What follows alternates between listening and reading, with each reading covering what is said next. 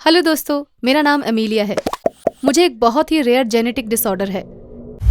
ये इतना रेयर है कि पूरी दुनिया में सिर्फ 400 लोग हैं जिनको ये बीमारी है और मैं उनमें से एक हूँ। मुझे पता है मेरी बात सुन के आप भी शॉक हो जाएंगे। हो सकता है आप लोग मेरी बात का विश्वास भी ना करें। वैसे आप इस चैनल को अभी सब्सक्राइब कर सकते हैं। अगर आप हमारे नए वीडियोस देखना चाहते हैं और आपको मेरी स्टोरी पसंद आती है तो आप इस वीडियो को लाइक करना ना भूलें। पहले मैं आपको तब की बात बताती हूँ जब मैं 6 साल की थी, क्योंकि तभी पहली बार मेरे पेरेंट्स को पता चला कि मैं कुछ अलग हूँ। हम लोग जहाँ रहते थे वहाँ हमारे घर के पास एक जंगल था। कभी कभी हम वहाँ कैंपिंग करने जाते थे। एक बार ऐसी ही एक ट्रिप पे मेरी मॉम डिनर की तैयारी कर रही थी और मैं डैड के साथ आग जलाने के लिए लकड़ियाँ ढूंढने गई थी। तभी अचानक से हमने मॉम के चिल्लाने की आवाज़ सुनी। मॉम की आवाज़ सुनकर डैड उस तरफ भागे। वहाँ जाकर हमने देखा कि एक बड़ा सा सांप टेबल पर हमारे खाने के पास बैठा था, जिसे देखकर मॉम डर गई। मेरे डैड ने बोला, घबराने की जरूरत नहीं है, मैं अभी इसको यहाँ से भगाता हूँ। लेकिन वो बस अलग अलग आवाज निकालकर सांप को भगाने की कोशिश कर रहे थे। तभी मैंने गौर किया कि जो सांप था वो चॉकलेट केक के पास बैठा था। बिना कुछ सोचे समझे मैं सांप के पास गई और उसको गर्दन से उठाकर फेंक दिया। ये देखकर मेरे पेरेंट्स को तो मुझ पर यकीन ही नहीं हो रहा था, और शायद उस सांप को भी नहीं।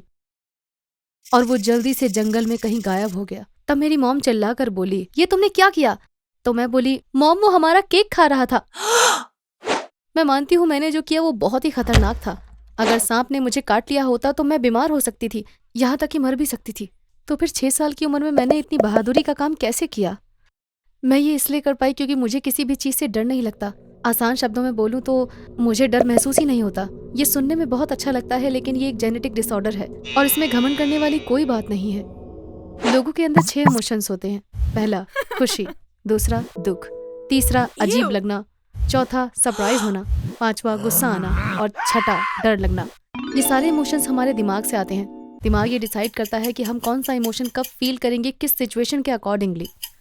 लेकिन क्या होगा अगर दिमाग को इनमें से एक इमोशन के बारे में पता ही ना हो तो? बिल्कुल सही, हम वो इमोशन महसूस ही नहीं करेंगे। मेरे जैसे लोगों के साथ यही एक प्रॉब्लम है। हमारे दिमाग को पता ही नहीं होता कि डर क्या होता है। इसका मतलब ये है कि मैं सबसे ज्यादा बहादुर इंसान होंगी, पर ये कोई गर्व करने वाली बात नहीं है, क्योंकि निडर होना बहुत ही ज्यादा खतरनाक होता है और इसी वजह से मेरे साथ बहुत ही खतरनाक चीजें होती रहती हैं। इस बीमारी की वजह से कई बार तो मैं मरते मरते बची हूँ। मेरे स्कूल के पास एक पार्क है। कभी कभी मैं और मेरे दोस्त स्कूल के बाद वहाँ पर बैठकर बातें करने के लिए जाते हैं। एक बार जब मैं वहाँ पर बैठी थी तो एक आदमी आया और हमारे पास में बैठी एक लड़की का पर्स चुरा कर भाग गया। जैसे ही वो मेरे सामने से निकल रहा था, मैंने उसके पैर में अपना पैर फंसा दिया और वो वहीं गिर गया और चोर के हाथ से वो पर्स लड़की के हाथ में चला गया। वो लड़की ये सब देखकर बहुत खुश हुई और उसने मुझे कई बार थैंक यू भी बोला। लेकिन जो मैंने किया मेरी उम्र की बच्ची के लिए बहुत खतरनाक था। क्या होता अगर उस आदमी के पास कोई चाकू या फिर कोई गन होती, और मेरी इस हरकत की वजह से वो मुझे कैसे भी नुकसान पहुंचा सकता था। ये जो इंसिडेंट मैंने आप लोगों से शेयर किया, ये तो बस एक ही इंसिडेंट था जो मेरे जेनेटिक डिसऑर्डर की वजह से हुआ था। तो क्या मैं इसकी वजह से खुद को बदल पाई हूँ?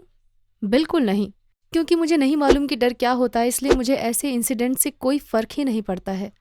भले ही मेरे साथ कुछ भी हो, मैं बिना किसी डर के चीजें करती हूँ। अब आप में से कुछ लोग बोलेंगे, ठीक है, चाहे तुमको डर नहीं लगता, पर तुम अपना दिमाग इस्तेमाल करके इन सिचुएशन में खुद को बचा सकती हो। अनफॉर्चुनेटली ये मुमकिन नहीं है। मैंने पढ़ा है जब लोगों को डर लगता है तो उनकी हार्ट बीट तेज हो जाती है, सांसें तेज हो जाती हैं और हाथों में पसीना आने लगता है। मुझे समझ नहीं आता कि मुझको डरना चाहिए, क्योंकि इनमें से मुझे कुछ भी नहीं होता, वरना मैं स्टूपिड नहीं हूँ। मेरा IQ लेवल भी नॉर्मल है और मेरी मेमोरी भी अच्छी है। मेरे साथ हुई चीजें मैं कभी भूलती नहीं हूँ। इन सब के बावजूद जब भी मैं कोई स्पाइडर देखती हूँ तो बिना कुछ सोचे समझे उसको अपने हाथ से पकड़ लेती हूँ। मेरे दिमाग में ये बिल्कुल नहीं आता कि मुझे अपने आप को बचाना है, क्योंकि मेरा दिमाग मुझको डर लगने का कोई सिग्नल नहीं देता है। मैं जानती हूँ दुनिया में और भी बहादुर लोग हैं, लेकिन जैसा कि आप लोगों को पता चल गया होगा कि ये बीमारी और बहादुर बनना सेम नहीं है। जैसा कि जब कभी हम रोड क्रॉस करते हैं तो रोड की दोनों तरफ हम ये देखते हैं क्योंकि गाड़ी तो नहीं आ रही। लेकिन जिन लोगों को मेरे जैसी बीमारी होती है उनको रोड क्रॉस करने में बहुत प्रॉब्लम होती है, क्योंकि ज्यादातर टाइम में बिना गाड़ी को चेक किए ही रोड क्रॉस करने लग जाती हूँ। मैं आपको इससे भी अजीब चीज बताती हूँ। क्या आप किसी जंगली जानवर के पास जाओगे ये जानते हुए कि वो आपको नुकसान पहुंचा सकता है? दुर्भाग्य से मेरे जैसे लोग शायद जाएंगे। एक बार की बात है, हम अपनी क्लास ट्रिप में जू घूमने गए थे। कुछ टाइम बाद हमने टाइगर्स को देखा। वहाँ 2 बड़े टाइगर्स और उनका एक छोटा सा बच्चा था। जो छोटा सा टाइगर का बच्चा था वो बहुत ही प्यारा सा लग रहा था और मुझे उसे प्यार करने का मन किया। वहाँ पर एक दीवार थी जो हमको टाइगर से अलग कर रही थी। मैंने सोचा उस दीवार के ऊपर से कूदकर उस छोटे से बच्चे से मिलकर वापस आ जाऊंगी और ये सोचकर मैं दीवार पर चढ़ने लगी। वो तो अच्छा हुआ मेरी टीचर ने मुझको देख लिया और इससे पहले कि मैं कूदती उन्होंने मुझे पकड़ लिया। अमीलिया, ये तुम क्या कर रही थी? कहीं तुम पागल तो नहीं हो? वो चिल्लाई क्योंकि मुझे लग रहा था कि मैंने कुछ गलत नहीं किया है। मैं अपनी टीचर को समझाने लग गई। मैं बस टाइगर के बच्चे से मिलकर वापस आ जाती। इस हादसे के बाद मेरे पेरेंट्स मुझको एक थेरेपिस्ट के पास ले गए।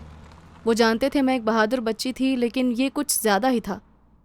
थेरेपिस्ट ने मुझसे ऐसे ही और जो हादसे हुए थे उनके बारे में मुझसे सवाल पूछे और कुछ टाइम बाद उन्होंने मेरे पेरेंट्स को बताया अमीलिया की ये प्रॉब्लम साइकोलॉजिकल नहीं है और न्यूरोलॉजिस्ट रेफर कर दिया।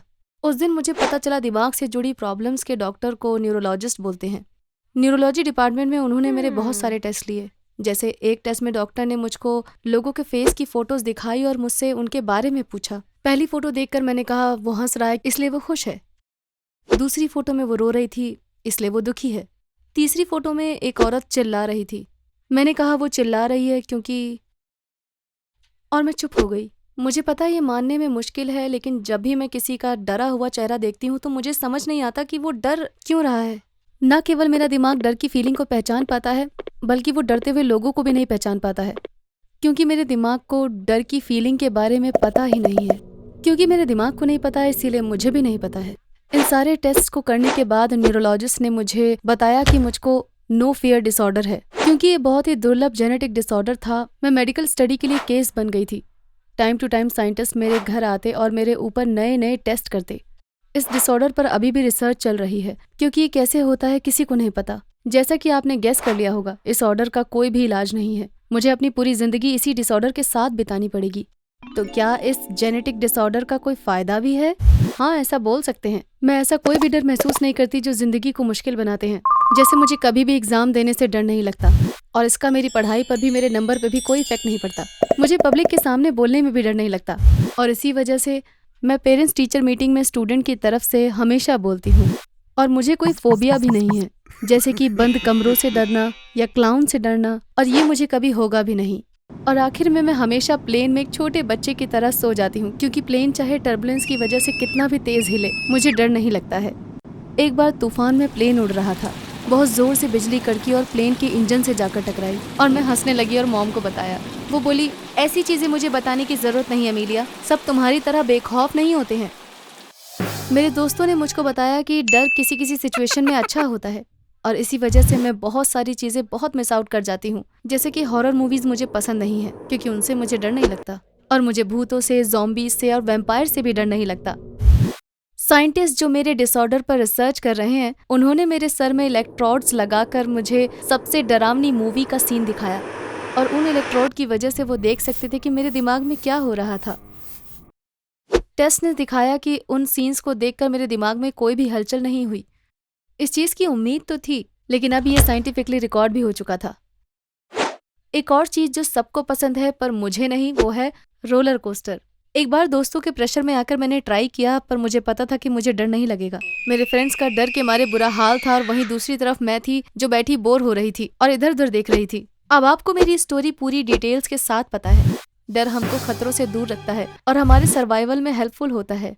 ये सब जानने के बाद क्या आप मेरे साथ जगह बदलना चाहोगे? प्लीज कमेंट में मुझको जरूर बताइए। मुझे सुनने के लिए थैंक्स।